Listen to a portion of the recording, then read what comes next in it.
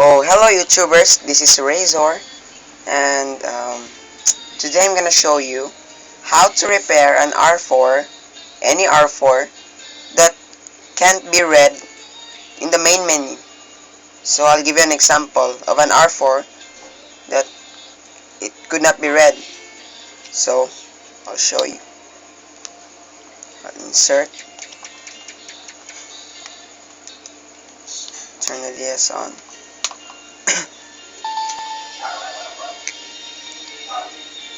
See, there's no DS card inserted.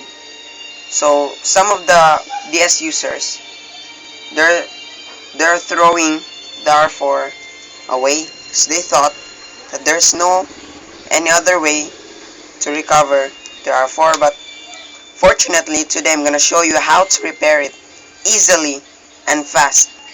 So what you're gonna do, turn the DS off and grab anything that is thin that could fit on a hole of find the light there. So find anything that would fit here, there. So my thing is a pin. So just place it here, insert there. So you can see it is already inserted in the between the game card and the DS. So let's see if it could be read there.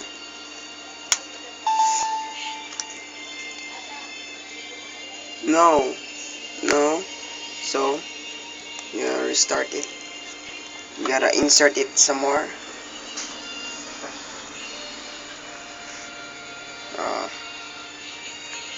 There. I'll try.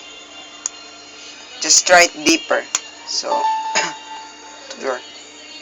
Now, there you go. So the R4 is already fixed.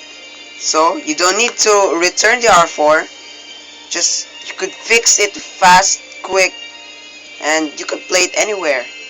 So this saves money, it saves time, and this gives you knowledge. So thanks for watching.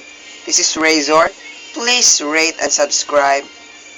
I'll be posting more videos that it's for DS. So thank you.